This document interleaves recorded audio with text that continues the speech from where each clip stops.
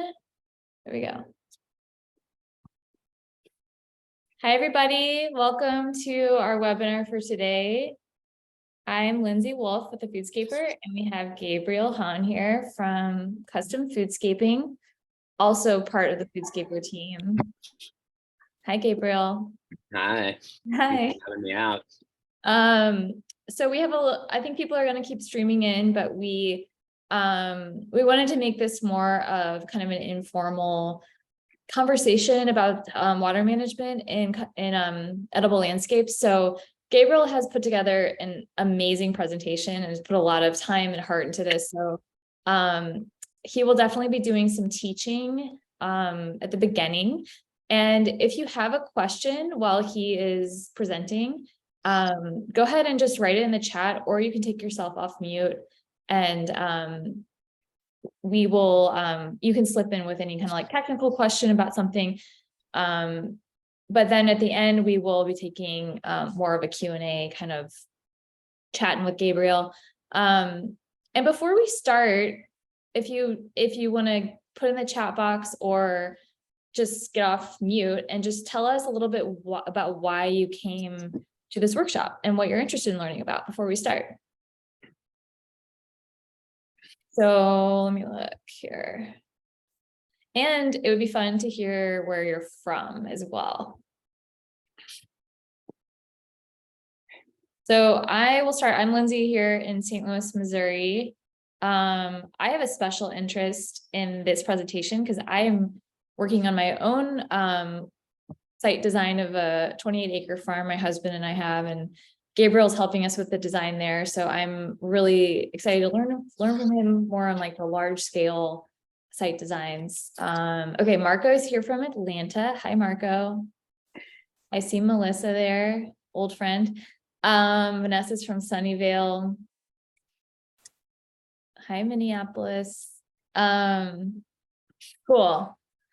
Well, as people stream in, Gabriel, you want to get going? You want to start? Anything else you want to say? Let me also just introduce Gabriel. He is the water systems manager at Custom Foodscaping, and he also is our lead install manager. So he's highly skilled. He is an amazing carpenter. I feel like you can do anything, Gabriel.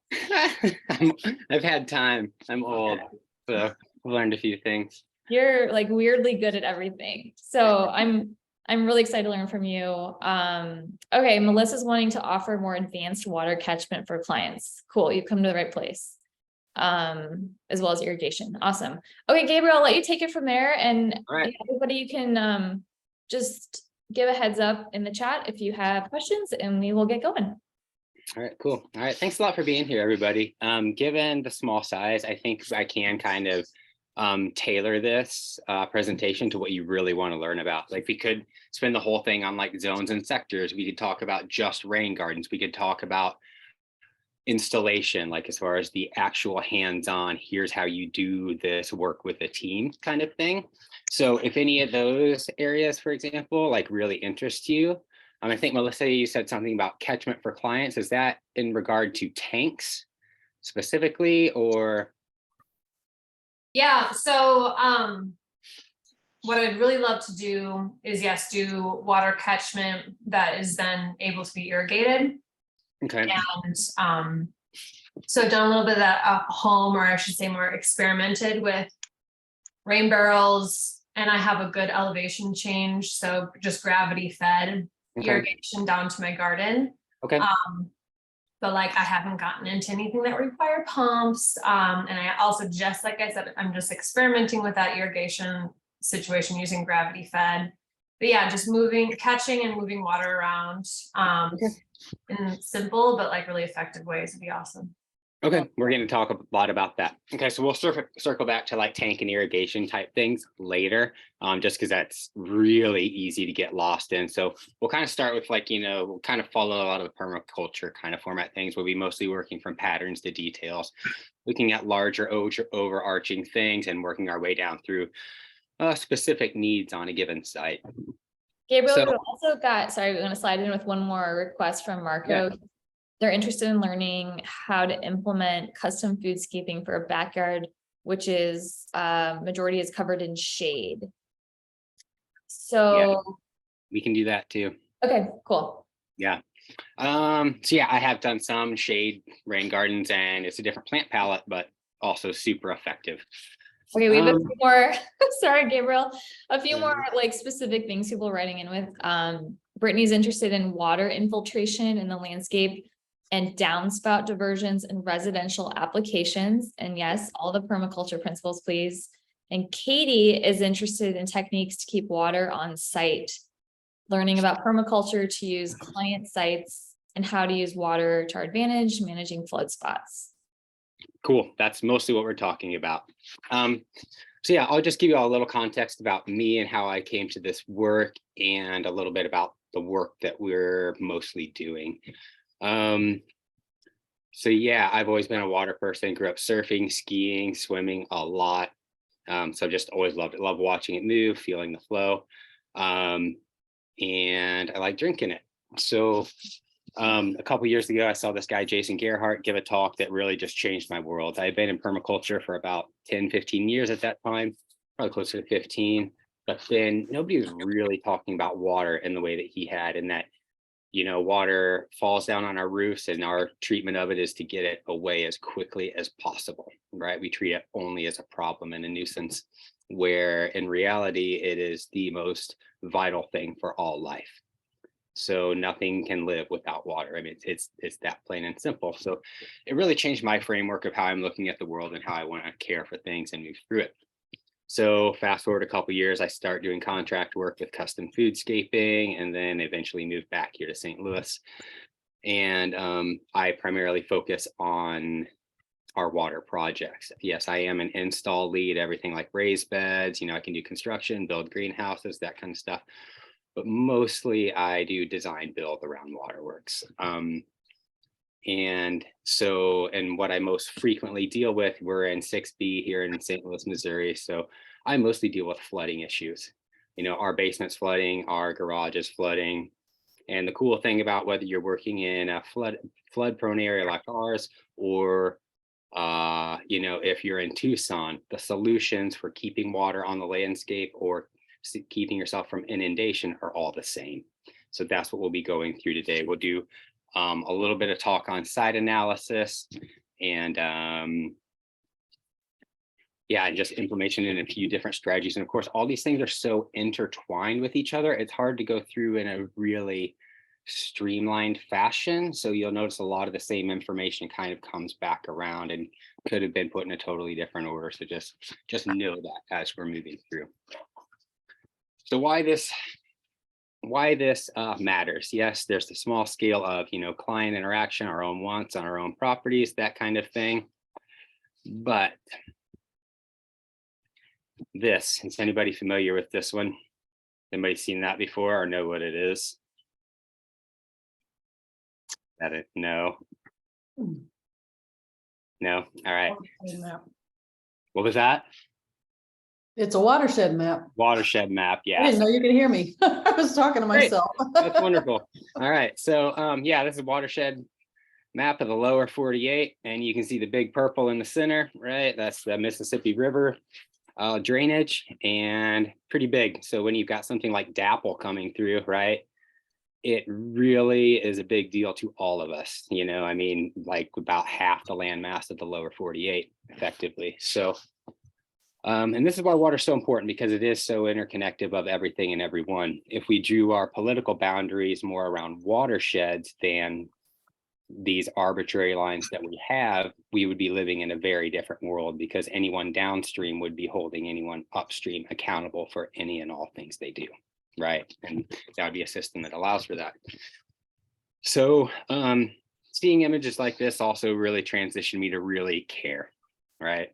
And so watershed is basically anything, if you're not familiar with it, is basically a ridge line that divides water moving into different areas that eventually collect into a lower common area. So, obviously over here, like where the purple meets the red and the kind of green, that's kind of around the Continental Divide. So everything east of it's basically going to Mississippi, everything west going out into the Colorado River, things like that.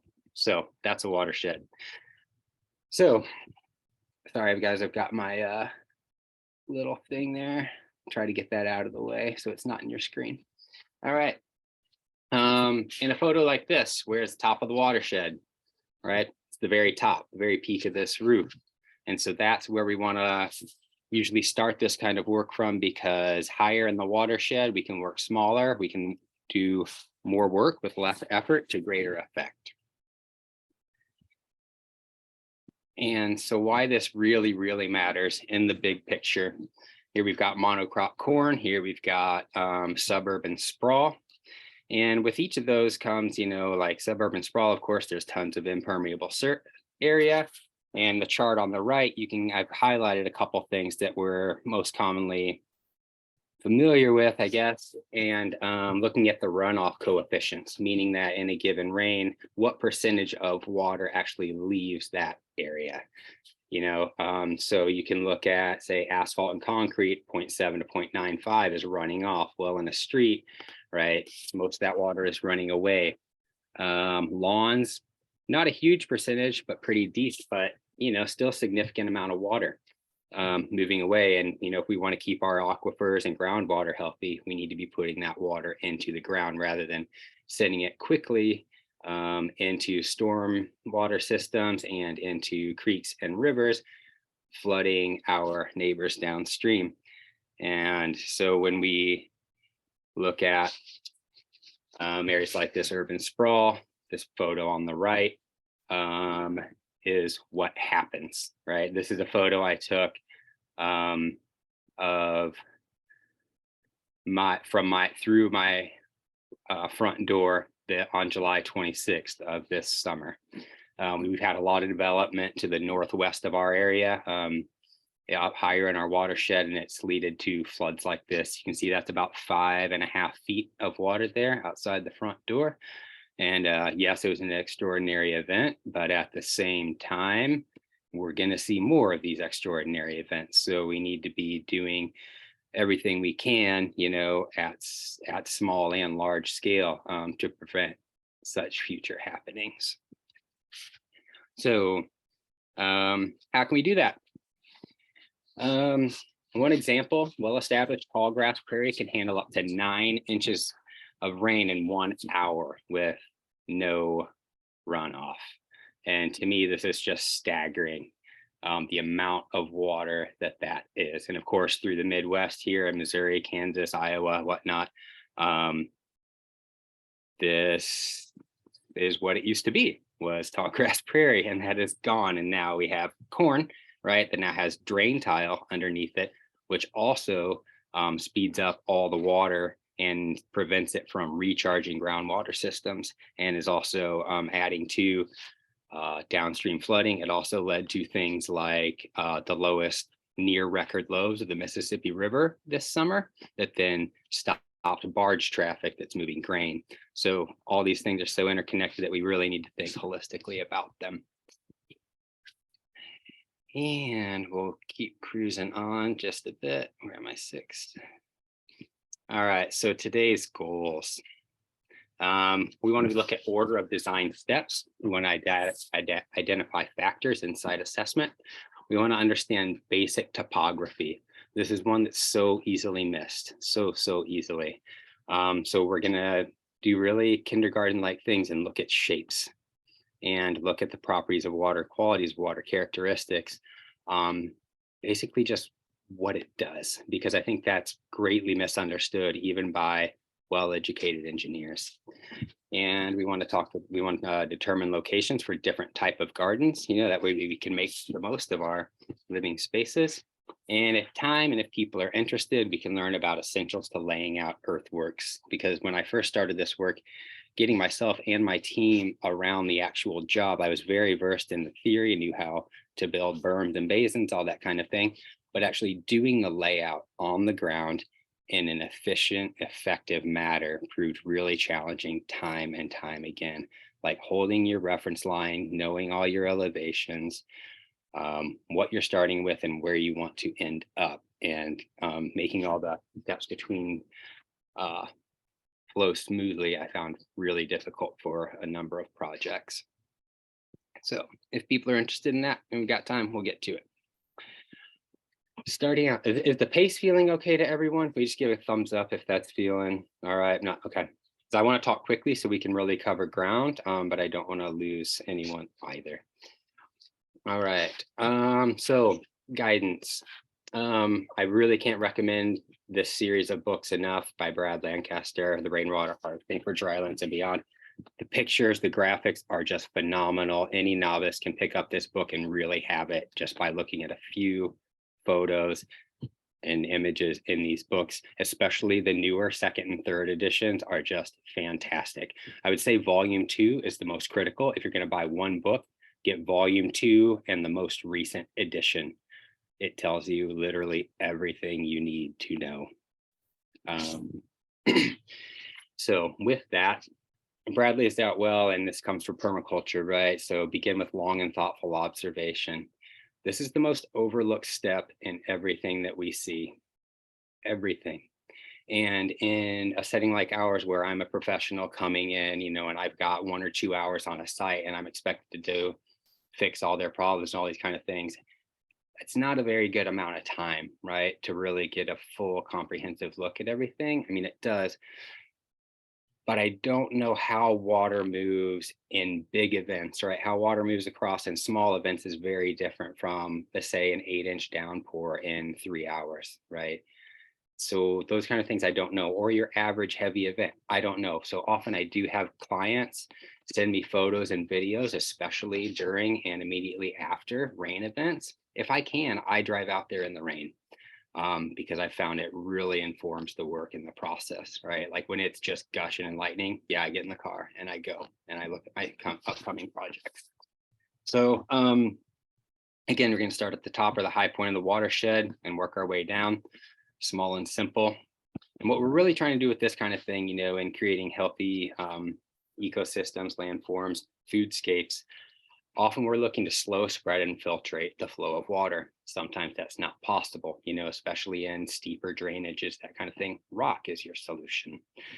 And I will let the rest of those go for now, other than continually reassess your system and the feedback loop. This is especially important for your early projects, and before even like looking at your own or other sites, something I would really advise is, if you want to play with landforms, rain gardens, berm and swale, any of that stuff, literally take a few shovels of dirt in your garden hose and just play in your backyard, 10 feet from your back door, scoop some little basins, make some little berms, whatever, literally minutes, and you can learn so much. And I wish somebody really would have told me that before I got into some bigger projects where I was way over my head. But I think going out and getting over your head can be good for you too. All right. So with site assessment, there are some basic questions we're looking for. We're starting at the top of the watershed, and we're asking, is there an area we want to dry out or make wet, or is there an erosion or flooding issue we need to address? And a key thing with all of this is we always want to be working with what is already happening on the land, not coming in, making some drastic, unnecessary changes, because often that'll even achieve less end. And again, yeah, slow it, spread it, sink it. It's our mantra. This is going to feel like a little bit of a jump to the next slide, but it starts to form us with what we're looking at. The image on the left is, of course, a topographic map. I suppose we're all pretty familiar with those. We can see when there's any type of convex shape, that is a ridge line. Where there are convex shapes, that is a valley, right? So water, generally speaking, runs downhill. So water will find its way into the valleys and into the lower areas. And you can see, for example, would follow along this blue line, wrap around, and then hit Lake 1, presumably Lake 2. And keep going down. That's what it looks like happens. The image on the right is like a river basin, a river area. And so you'll see they start out really, really small and get larger as we lose elevation, just as would happen with the image on the left. As you get lower in the watershed, of course, there's more water moving at a higher volume. Anytime we increase volume, depth, or slope, we increase the velocity at which water is moving. All right, so if we want to control flows, slowing and spreading, is what we want to do. And if we're working in like suburban or urban yards, that's mostly what we'll be talking about. And so when we're talking about water, what we're really talking about is topography, especially when it comes to water harvesting. And so it's very basic shapes, you know, the V, and I like to demonstrate this with my body, especially when I'm working with clients. Let's say right now, as I'm facing you, I'm facing uphill, right? If I want to catch water, I'm making the V. If I want to shed water, I'm going to put the tips down. Is that tracking for everybody? So it's just as the images on the screen show, you know, flat ground, water can infiltrate, or if there's excess, will run off. The little plateau forms in the lower left can be really effective, you know, in foodscapes, especially when we're talking about annual gardens, you know, veggie gardens, things like that, because we can get the water, excess water into the lower point where we're walking and keep our veggies and the veggie roots high and dry where they want to be. Again, just reiterating the shape of a hillside. Let's say water is, can you all see my mouse? Lindsay, can you see that? Yeah, okay. So let's say water's running down this slope, and then we can see this little point right here is higher than this point back here, right? So the water is going to move laterally down instead of that slope. So that's really, in a nutshell, all that we are talking about today is moving water laterally and creating landforms that allow it to slow and pool, or if intentionally move it along a line if we're trying to dry somewhere out. So the biggest and most important thing with water is that water seeks level. Often we hear water runs downhill. It's just imprecise. So as practitioners of this thing, we really need to get that expression water runs downhill out of our heads. Because if water is falling into a bucket, it's not running downhill. Liquids take the shape of their containers, right? And landform or topography can be the container. And so why this is so important is because, like, you may have a hill like in the last image, but then you've got this little bump. Well, the water's it's still running down in elevation, yes, but it's not downhill. So if something is across, like front or back of this slope, we may not anticipate that, and we need to. And to demonstrate this, I'm in a PDF, so I can't. What I want to do is the little image there on the left with the red box around it. I wanted to wiggle that. So let's say to the right is let's say this is this feature is placed perfectly perpendicular to a slope. So you've got those wingtips that point uphill, right? If you make one wingtip lower than the other, that then becomes the low point that water is going to go around to, because it's seeking level, right? And so we can use such landforms to direct water where we want it to go, make it travel a longer distance, effectively slowing it down and getting more of it into the ground. And we can see the same principle demonstrated in a bunyip or a water level. If you're not familiar with it, basically it's a piece of clear vinyl tubing attached to a ruler on each end. Usually I'll attach a stake to it as well, so I can put it in the ground and work by myself. But it's a pretty handy tool. And sorry, I didn't mean to move everybody there. All right, so within water seeks level, earthworks are used to contain and direct water as it pools or flows. So we can think of our earthworks as our container.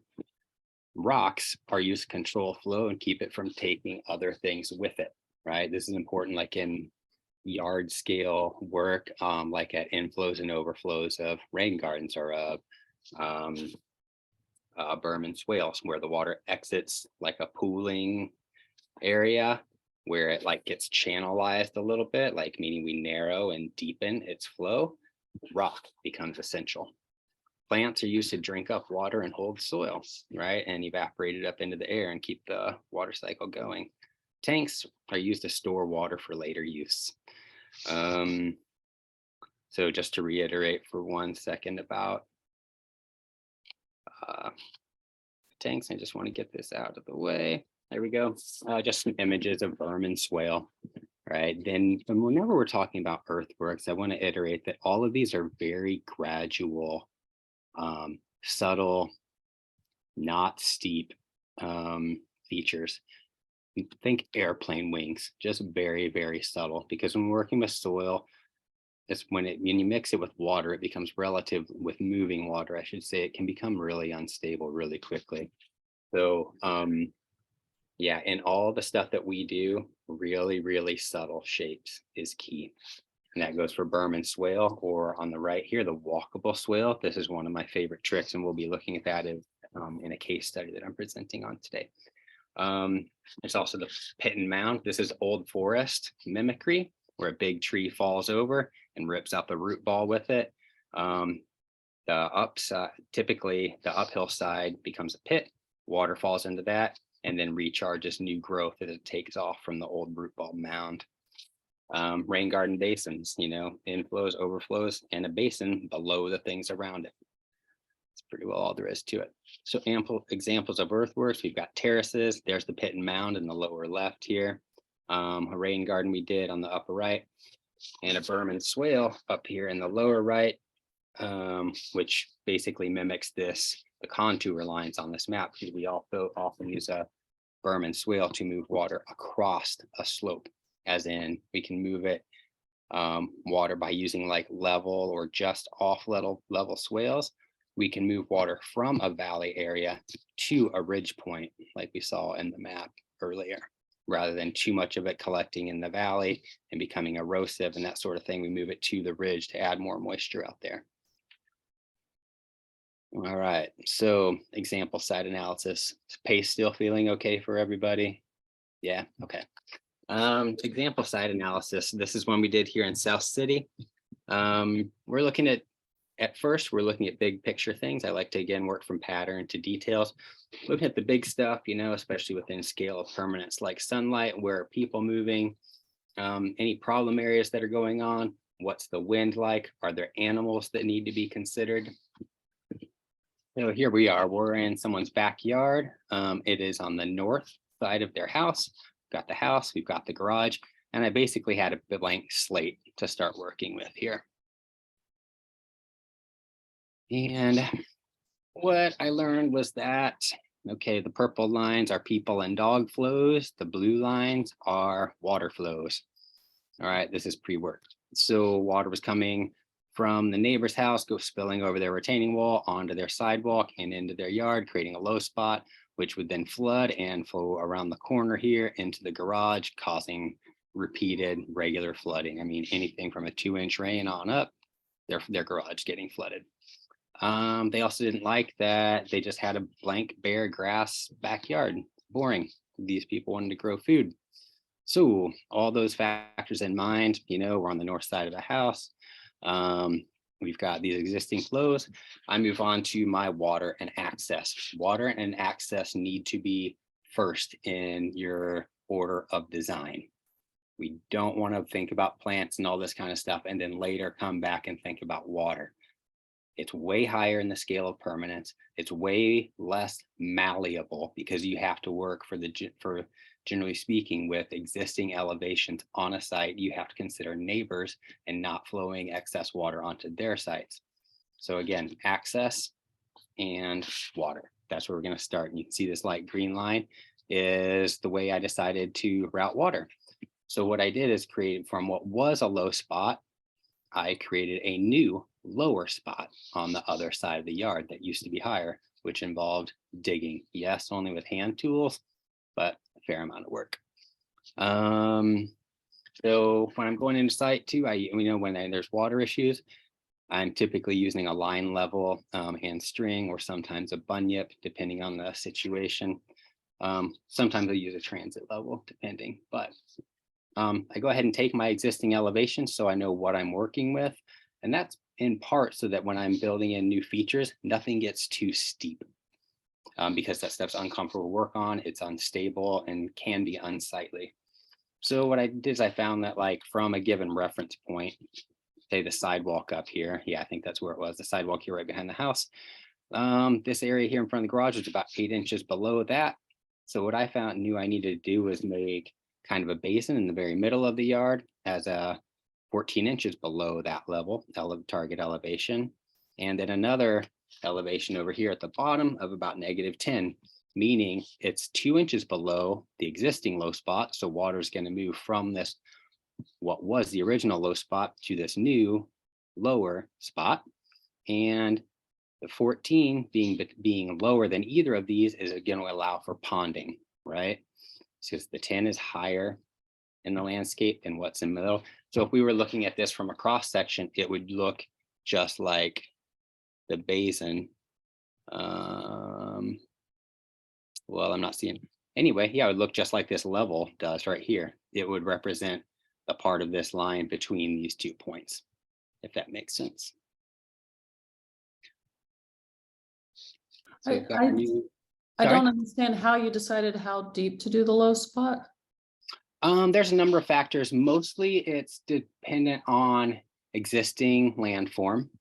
I wanted to allow more water to sink into the landscape. I could have just made this where it says -10. I could have made that -20 if I wanted to.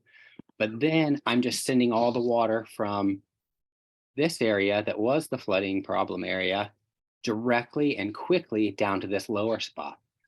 By making What I'm asking, you had said something about there was a reference point in the sidewalk on the right, and there was 2 inches, and like I'm trying to understand how you said, okay, like, do you only want it 2 inches lower than your okay.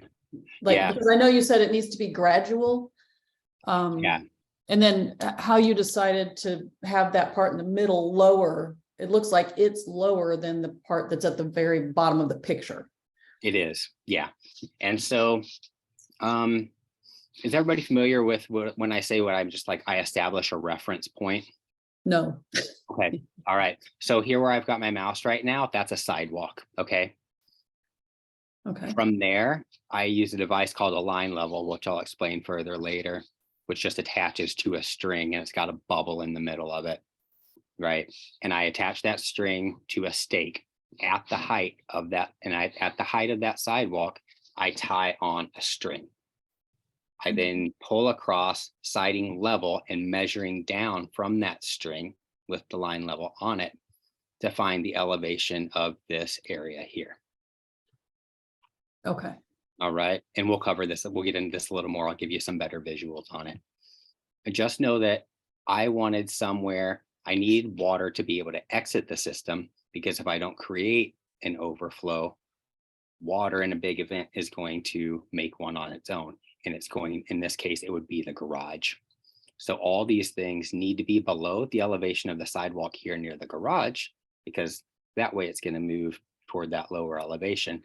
And the reason I put the part in the center lowest is so that I have ability to pond water. And this is across a distance of about 20 feet here, 15 to 20 feet from this corner to the very center of the yard. So 6-inch drop across that, not very far. And as I get further into this design, it's going to make more sense to you as to why we did that. Gabriel, Katie asked a question that may have answered it. She said, is target elevation just a way of saying the goal elevation you're trying to achieve based off that sidewalk reference point? Yes, okay. That along in combination with the feet, with the effects that I'm trying to create. And so I don't want to spend too much time on this because it's kind of a whole nother world outside of water, but typically I put veggie beds nearest the house. Stuff that you less frequently go to, like perennials, a little further out, or not near the house, near areas where people hang out or frequent the most. And then in zone 3, somewhere further out, I'll put things like elderberries that just don't need much attention. All right. And I'm partly going this just to show what informed this design. This person mostly wanted vegetables. They wanted some perennials, but lots of space for veggies. So it kind of informed this. The pink represents different beds. All right. And then I start thinking about plants because I've got my water, I've got my access. The accesses or walking routes essentially are the areas that aren't colored. Okay. And the orange is like the raspberry bed, and the other things, the circles and such, are all plants. These are going to be fruit trees. And keep working. Yeah, and then I know trees, and then I know pick out specific species. And here's where we ended up. These are overhead. Well, the one on the right is an overhead view. And so what's happening, you'll follow my mouse here, from this area that used to be the lowest spot, we dug downhill, created a basin here in the middle so that the water's going to flow. Water that's coming on from the neighbor's property and down the sidewalk flows here, and then it follows down here to the middle, pools, and then eventually moves this way and overflows, and then just spreads out into the rest of the yard along the side of the house. And then we backfilled all of this with wood chips that then make the pathway that you're walking on high and dry, while lots of water moves really slowly underneath your feet. And so you see that the point, I called this -14. This is the lowest point in the system. This is the second lowest point in the system, which is essentially an overflow. And this area over here is higher than either of those, meaning that any water that comes here is going to move here. And if there's enough of it, we'll eventually make it here. In a really small event, water is going to flow down here and just sit and sink into the ground. Making sense to everybody? Cool. I have a quick question. Yeah. When you say lowest point, so like in the picture, it looks like all of the wood chips are level with each other. So when you say lowest point, is that like the topsoil or like the subsoil is at the lowest point underneath those wood chips? So in other words, there's like more wood chips at the lowest point to level out the yard. Does that make sense?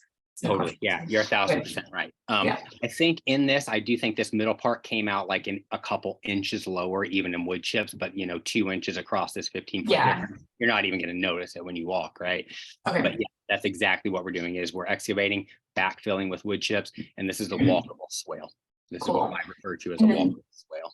And then just one more question, if you don't mind, just about like stylistically design choices. Is there a reason that you could or couldn't or shouldn't use some kind of other walkway material like gravel? Yes and no.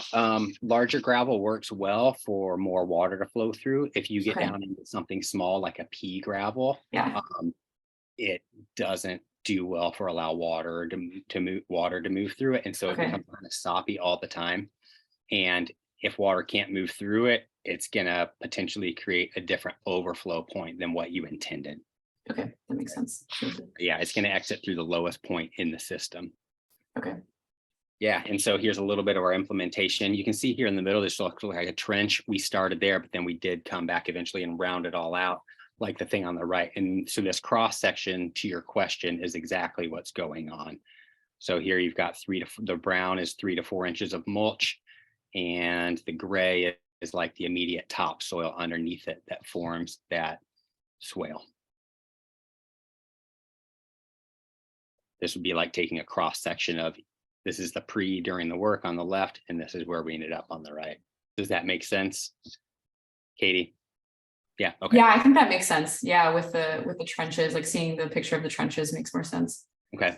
And again, we round those out. We don't leave them as trenches. We come back with a shovel and take out like much more earth, so you have this wide plain wing shaped thing. Do you use that soil on site then, or do you have to haul it out? We try to use it on site. And so the other thing I did that I didn't explain at all, which is pretty important, is like each of these pink areas were then built up as well.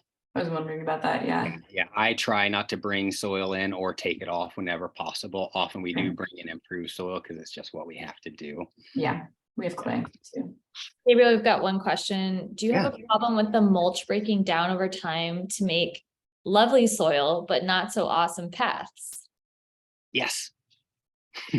So what we do typically every couple years, a client or us will take off the best mulch from the top, just rake it off to the side, take up all the yuck stuff from underneath, add it to their gardens, and then lay down fresh chips. Awesome. I just want to give you a heads up, Gabriel, we've got about 20 minutes left.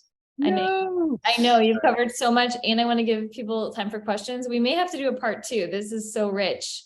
But I just want to give you a little heads up. Sure, thank you. Yeah, I'll be able to track pretty quickly here for a bit. Just going to give a couple slides just demonstrating work we've done real quickly to get just spawn ideas of how you can move water on a given site. So this is the same place in all 3 images here, but the one on the left shows the amount of excavation that we did. Well, let's start in the image on the right, actually. You can see all the green at the bottom of the door. These people had a sidewalk that went directly from where I'm standing taking the picture to that door, constant flooding of their garage.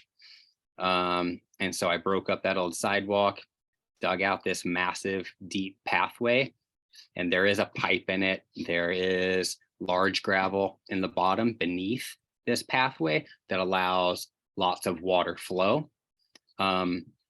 And to your question earlier, I think it's Katie. Yes, I do. I had a pipe under here that drains water now off to the side, to the right over here, where it kind of pops up. So all the water that collects, that like runs from the house and from this area goes into this trench, collects into that pipe, runs underneath this pathway, then exits off here to the right. So their garage no longer floods. Yeah, perennial gardens used How to does take it get into the pipe? infiltrates because the whole pipe is buried in gravel and all of that is lower, and all this topsoil around it here slopes kind of down. We graded it to all slope toward the pathway, creating the path kind of as the low point. And it continues to get lower, lower, lower till it gets back here right in front of the garage, and then makes a hard turn and then kicks out over here. Like, where's the entrance point into the pipe? Up here, like where my mouse is, if you can see that right now. Okay. Yep. What does that physically look like? What does it? Like the pipe, I've heard of using pipes underground and I've never like looked into it to figure out what people are talking about. I've always been confused. So you have a pipe, but for water, the water has to get into the pipe somehow in one end of the pipe. The pipe is perforated. Okay. And around the pipe is large gravel. Okay, so it can't get clogged. It doesn't get clogged. Typically, yes. But what we did is we wrapped it in. Well, here's what we did. We wrapped it in. I see French drains fail all the time, and I really steer people away from them. I wrap the pipe in fabric. And so that as debris and organics go down through, they can still settle and get pushed off to the side. And actually the fabric and not underground is shaped like this. So any organic debris gets pushed off to the side, and water, as it collects and rises, will still make its way into the pipe and flow. So, sorry, do you hand drill a bunch of holes, or? No, you can buy a perforated pipe. You buy a special one, okay. Yeah, it's perforated corrugated pipe. Cool. And is it like the 4-inch or the 6-inch or the? Or yeah, either one, depending on needs. Okay. Hey, Gabriel, I'm going to loop back one sec. We had a question from Vanessa about the Denise installation, the first one. She asked, near the foundations where the water flows, are you putting something impermeable like pond liner to protect the foundation? No. Like back here in this image, for example, some water around a foundation is okay. We just don't want to be trying to directly sink water in. The general rule, if you're going to infiltrate water to the ground, you want to be at least 10 feet from any foundation. If there's a basement, at least 1.5 times the depth of that basement below grade. So either 10 feet or 1.5 times the depth below grade, whichever is greater. And so in this case, we're about 15 feet, 10 to 15 feet from the bottom of this garage here. And we're also talking not significant amounts of, not huge quantities of water, I should say. Cool. Thank you so much. Yeah. Back to where we were. Gosh, sorry, I lost my spot. I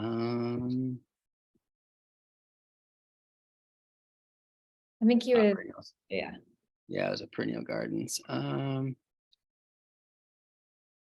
Can you say that one more time? You said at least 10 feet from a structure, or 1.5 foot per something. 1.5 times if there's a basement, at least 1.5 times of the depth of the basement below grade. So let's say, a lot of times you can see somebody has a basement and there's a window and they're 6 feet below that window where the ground level is. So in that case, it would be 9, because 9 feet is 1.5 times 6. Perfect, thank you. All right. Yeah, strategic garden placement. I'll try and cruise through this pretty quickly. And I can share this presentation with anybody if you would be interested. I'm more than happy to just send it out. Yeah, veggie gardens, right? Usually high and dry, so high in the watershed, close to where people already are, full sun. And here, as far as the water goes, pathways can drain excess water and send to other areas for use, like perennial gardens. And so perennial gardens in combination with earthworks can be used to direct and uptake water. You can use the pit and mound scenarios here. In this image on the right, this is the design here on the left, and this is the actual implementation on the right. This is a berm and swale scenario that's used to send water very gradually down this hillside, while the fruit trees and herbs and everything up on the mound have dry crowns. They have access to lots of water further down in this swale that's just on the left side that's so subtle you can't really tell it's there. And plants are really smart. If they want more water, they can stick their roots down there and get it. If that area feels too wet, they'll focus on growing their root tips toward the dry side. And so we looked at that one. Here's another spot we recently did. Over here on the right is the design. You can see that most of the plantings here are here along the perimeter, leaving the big open area in the middle for the kids to play. The veggie garden is these boxes right here that you can see in the photo on the left as well, up near the patio where people are already hanging out. The 2 images in the middle show brambles and a cherry tree, planted along a fence. Oh, and there's a couple cables here on this house you may or may not be able to see. We're growing grapes on those, which will also go up onto this pergola to create more shade. And also this is the south facing side of the house. So growing vegetation on that south side will cool it in summer. And when the leaves drop in the fall, you get that solar striking against this concrete wall, creating free heat. Right, so things like that are really key in perennial design. Yeah. Sorry, Gabriel. Okay, you're all right. Katie asked what program you guys used for that design. Is it United Designers? The one here on the right that we're looking at, that's Adobe. Oh, it's Adobe. Illustrator. Yeah. Cool. I don't use that. I try not to do design That's at all. right. Okay. That's right. Yeah. Sorry, keep going. It's okay. So perennial gardens, this is from that same site. Here on the left, you see this image with kind of the checkerboard, low grasses in a high dry place, clean looking right next to the fancy patio. And then in the same design are a lot of food producing plants like pawpaws, hazelnuts, American persimmons that are really good in wet areas. And on this design in the lower left corner is the wet area of this property. So that's where those plants were placed. It just comes back to appropriate plant, appropriate place in the landscape. So yeah, that's pretty well how we're using perennial gardens, often in perimeter plantings or to direct water across the landscape. And now when we're talking big volumes of water, rain gardens, right? Any of these features, whether I say berm and swale, like the boomerang berms, like when I pointed my hands up, all these are basically the same thing. They just are all doing the same thing. They just have different shapes. And something like a rain garden is designed to catch a lot of water and infiltrate it into the ground. It still does the same thing that, say, a berm and swale does, where water comes into it, ponds, moves across, and then exits, right? But a rain garden is built in such a way that it can handle huge quantities. In this case, like this photo you're seeing right now, this whole section of this yard was just eternally soppy and wet. The kids couldn't play in it. The dogs got muddy every time they went outside. The husband was always cussing because he couldn't mow it. The mower always got stuck in the mud. So now they have peaches, gooseberries, all kinds of native grasses and herbaceous plants, and the area around it is completely dry all the time. They ended up putting their play set just to the left of where I'm at, and everything's totally fixed. Because what we did is we took all the onflow from their house and from the adjacent property, put it in this little rock rundown you can see, lowered the elevation to create this as a basin, created this overflow that then very directly sends down to a slope where it can quickly go down and exit their yard. But Can you anyway, share, sorry, can you share what you did for layers under the river rock there? landscape fabric, the felt kind. Felt? Felt, yeah, it's more like a felt material. It's also called drywall fabric. It's used behind retaining walls. That's usually what we use. Is there class 5 under there too? I see something else. What's Finer. what? I'm seeing something else finer under there too. Is that a finer stone first, or is that just something else? I don't I'm know. just seeing Like that little patch of brown. this? Yeah. Yeah, I think something got spilled there. I'm not real sure. Okay. What that is. Yeah. Alright, That's Thanks. probably the native soil. This place was nothing but heavy, dense clay. So yeah, rain gardens are an excellent way to keep water on a site, right? Often we see just the storm drains where our downspouts go directly into the city stormwater system. We unhook those downspouts, send them into something like a rain garden. Yes, we can still have a nice dry yard to play in, but a designated place to sink water into the ground. One person on our team saw this picture and said, "There's no beauty in a pipe that goes into the ground." And I just thought it was really cool. It resonated with me well. And seeing this photo, because this thing ended up coming out pretty beautiful. And I would say, as far as garden placement, front yards are a great place for rain gardens. We're not only because they're effective and gorgeous to look at and build habitat, but because they build community. People walking by are just so curious about them. We've had so many clients with front yard gardens tell us how they know so many more neighbors now since they put a rain garden in the front yard. And you're not going to piss off your HOA. Well, you might, because they don't understand things. But if they see them, right, and it's maintained, keyword, it's usually a win for everybody. Next slide here. This is a front yard rain garden in a very, very high income area. Everybody's pumped about it. Like everyone, it's like a stunner when you see it driving down the street. This is the same one I showed previously. This is another front yard rain garden here on the right, next to a public library. So when we were installing this thing, we probably had we couldn't hardly get work done because so many people were stopping, talking to us about what was going on. It's a really, really fun one. Seeing a little more on rain garden placement. Where and why? Well, not next to the house, right?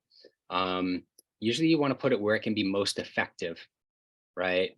Where are you going to catch and pond the most water? And that all depends on on-site elevations, access to downspouts,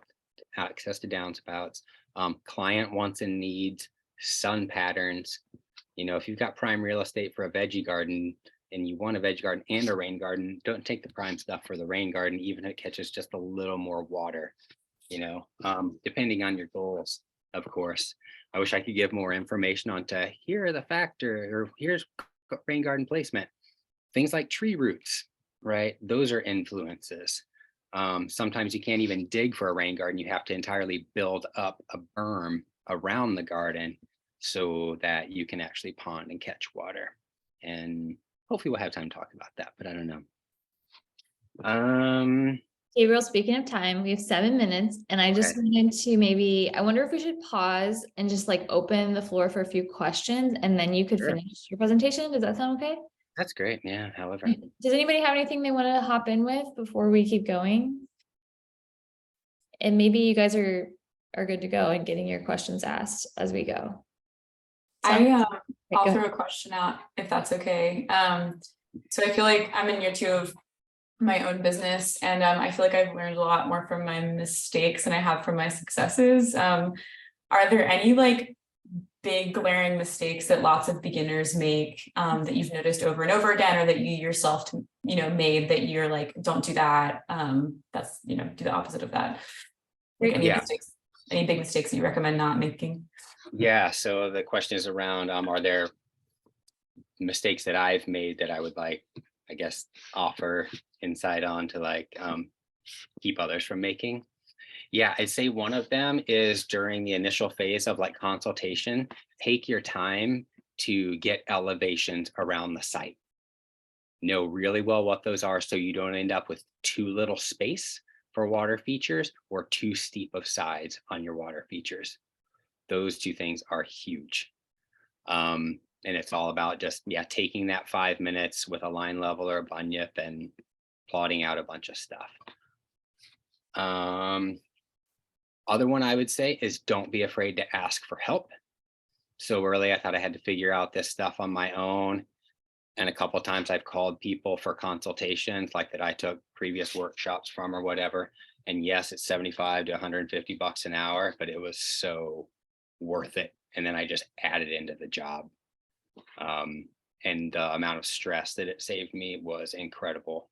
Like I did like a huge job way over my head that without help from somebody in Tucson, I really could have had some big problems. I mean, yeah, this job before we did it, some previous contractor had taken like 30 yards of soil and tried to create new landforms after the first big rain event. All of that soil got washed off their site down into the cul-de-sac, and then these people had to pay to get it pumped out. So that scale of thing, right? Get help. Cool, thank you. Yeah. The other thing I should say, I guess, is really understand the concept of water seeks level. Because water is always going to go to the low point, right? Is another way of saying that. Yeah, that's pretty big. I think another thing that really changed our trajectory is, if I can move to a slide for a second, this is to your question too, Katie. If you look at, actually, I'll go down just a couple more. This is something I wish I had known early on. You can see here in this slide, see this yellow dashed line? This represents what I call a wet pipe, where you've got a downspout here coming into a leaf screen, and there in the top right, you can see a leaf screen. That allows for debris that collects in the gutter and downspout to hit that little screen, and because it's angled, it gets washed off, and then water passes on through this screen down into your pipe below ground, right? This is what's a huge game changer, because you could use this. Well, anytime you're going underground and then coming back up, like you see here in the middle where I'm moving my mouse, because that turns back up. If this pipe gets full of, because there's no low point exit, if it gets leaves and dirt and whatever in it, water can no longer move through here, and it's going to fail. This is what we see in French drains all the time. And so the leaf screen is step one in saving you here. The other cool thing here is you can move this all the way up the house if you want to, creating a higher starting point for any of your work that goes on. Like this whole berm could be entirely above existing grade. And by use of this, what I call wet pipe, you can come down from the house, go underground, and then come back up, even clear up here, anywhere below the level of the leaf screen or its last not solid connection, right? Because water is self-leveling, it's going to go to the lower point, right? So long as this is higher, it gives you so much more to work with. And see, I've got the red line here drawn, like grade goes up, getting away from the house. So it allows us to literally move water to a higher point in the landscape than the base of the house, to then move it across the land as much as we want to get as much use out of it as possible. That making sense? We can talk more later if you want. So, all right. Gabriel, I know that we have 1 more minute left, so I want to say 2 things, and then you can continue. So Gabriel has put together an amazing course, but we haven't even listed on our website. We're going to list it soon. It's about installing IBC totes. Put the link right there. It's only 25 bucks, and he's put his whole heart and soul into this class, and he really has.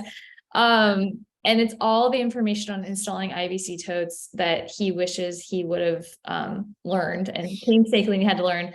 Gabriel, is there anything you want to say about this class And then I'll let you finish your presentation. I won't interrupt you. Very fine. Yeah, I think IBC totes aren't used because they can look bad. A, B, if you don't know the tricks to setting them up, it's so hard. Like there's all these fine little things about like port sizes and like there's no bulkhead in it, as in allowing water to pass from a downspout into the tank. And so I finally got all that dialed. And so this guide just makes that super easy. So if that's something that is a part of your interest or your business, it truly is a good resource. And it's all kinds of stuff that aren't addressed in like the permaculture books. It's not just the here are your critical elevations.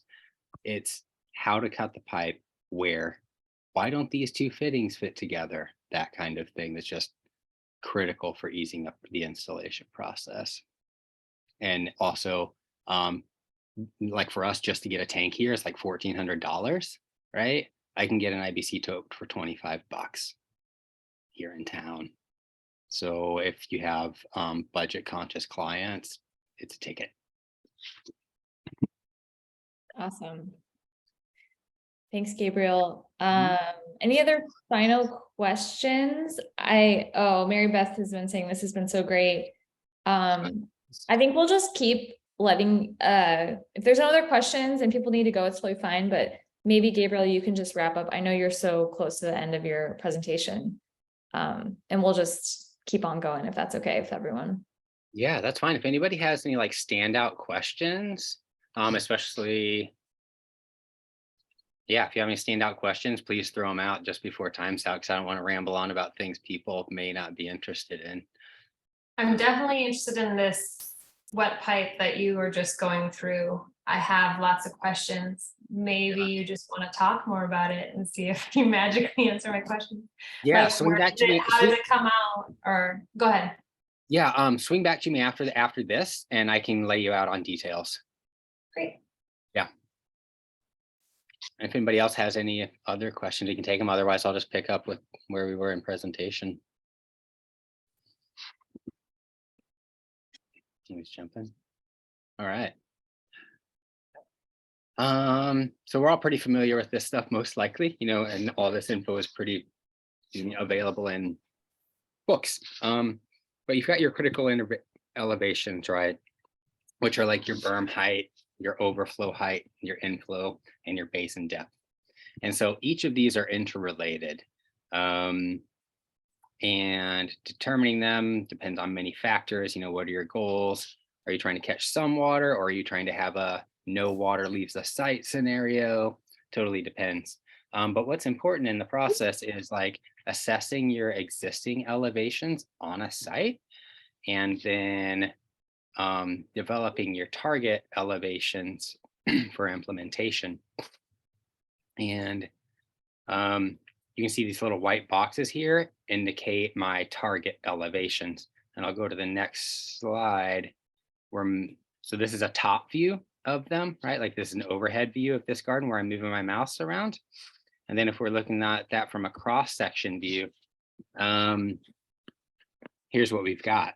So I started with this area on the right here, straight where the original downspout met the ground, and I'm calling that 0. All right, so I'm setting the bottom of my leaf screen 20 inches above that. Okay, and so I'm calling that 20. And my berm height, I want to be 8 inches. Inflow height, a little below the top of my berm, right? This is where the interrelation part matters. So inflow height has to be, or your inflow could even be above your berm, right? It doesn't really matter, but it has to like come in through a pipe first, or at least higher elevation around it. Your overflow definitely has to be below the top of your berm, at least 4 inches as a safety, like minimum. And then we've got our grade height and our basin depth. And the distance between our basin depth and our overflow is what determines our ponding depth, or how much water we can actually pool and sink into the ground before it starts exiting the system. Okay. So, all right, quick show of hands. Do we want to talk about more rain garden stuff, or do you guys want to talk about implementation? or you ladies mostly, I guess. I'm open. Gabriel, how Open. many more slides do you have? I mean, we can just call it there as well. It really doesn't matter. Yeah. I could go on forever. I think we're out of time. I want to be respectful of everybody's time. I'm down to keep talking if people have the time. Okay, I see implementation. Carissa wants to know about implementation. Yeah, can you show how to do the leveling, the line, how to use a line level? I'll do my best. I have one downstairs. I should just go Or like grab it. just describe But it even, or like just. Yeah, say I something have, would be great. I did put an image here. Here we go. How about this? So here's the way I've gone about doing this. And this has really made things easy for our team because nothing stays in my head. So on this image on the left, this is a literal stake I drive into the ground, okay? And using my tape measure and a marker, a pencil, whatever, I transcribe my goal elevations onto this stake, okay?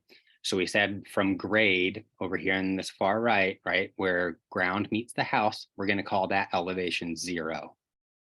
All right, or at least that's where we started. And I know that I want the bottom of my leaf screen 20 inches above that.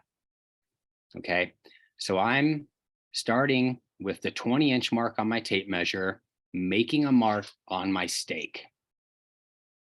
Okay. And then 12 inches below that, which was represented earlier with the number 8, right, is at the top of our berm. So I make a mark and I write berm. I go down below that.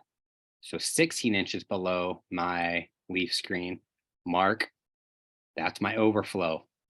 And then I go down a little more, that's my inflow height at 18 inches below that. So at 20, I'm back down to 0.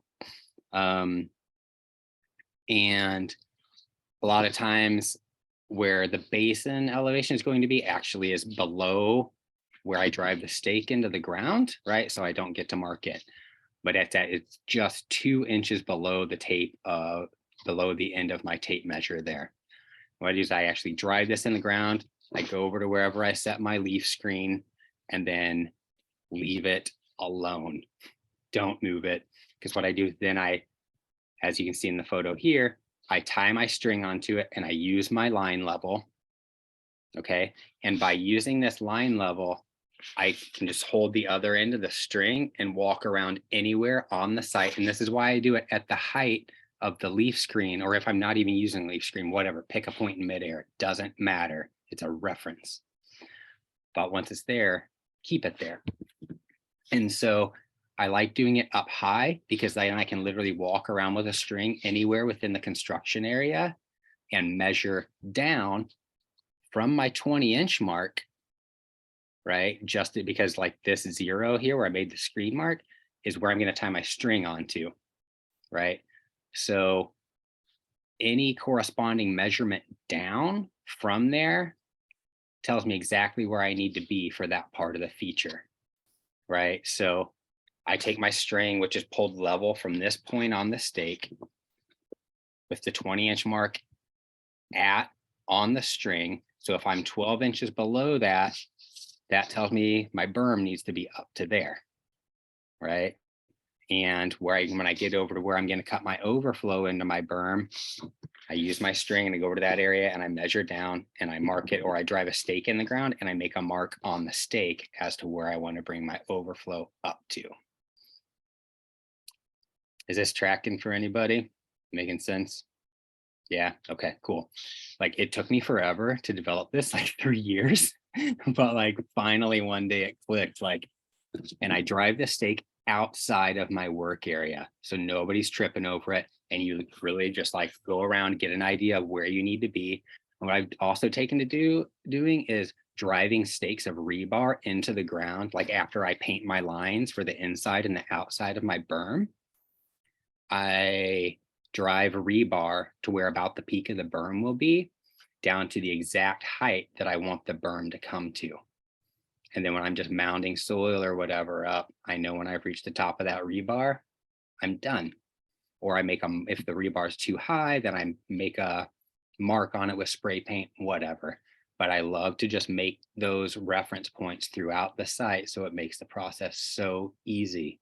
So you're not putting in extra effort. and you know you're not going to come up short, because if you need to adjust the whole garden as you're going, you can with no hiccup in the process.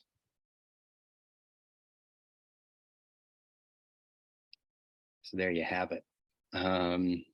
That's really the biggest thing I think that we've learned in all of our implementation of rain gardens is that, and we always end up too steep on our sides. You want your berms to be at least 3 times as wide as they are high. And that's a minimum. That still ends up feeling too steep because the mulch runs off and stuff like that. You really want at least 4 to 1. So it means shallow basins, but it ends up being features that people aren't angry about going out and you know, and interact with. So it still ends up being a win. I have a quick question. Yeah. Can you explain what you just said again? So what's the harm in having a steep rain bed? Can you explain what the clients would be upset about? Yeah, so like when there's really steep berms, it can be difficult or trip hazardy. 1, 2, the mulch. We use mulch on like all of our stuff, right? And that's a huge thing in water management is using mulch, especially in your perennial plantings. I don't always advise it for annuals, or generally not for annuals, but perennials always, because it retains moisture in the ground. It prevents erosion, stuff like that.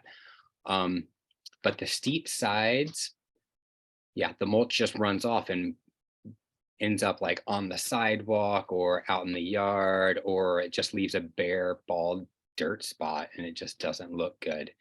And they can erode. They're really prone to eroding when they're too steep, and just walking around on them is a pain. And when things are really gradual and smooth, it just makes it an enjoyable place to be and to work. Does that answer your question? Yes, thank you. Sure. All right.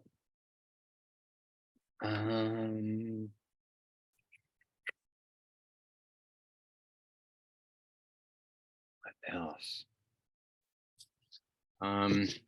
Quick word on tanks. Tanks are awesome. When you're new, installing them can be hard, especially like if you're like me and don't even think to like YouTube this stuff beforehand. But tanks are great for people who are actually going to use them. And that's the biggest thing I push with clients is like, what is your real purpose here?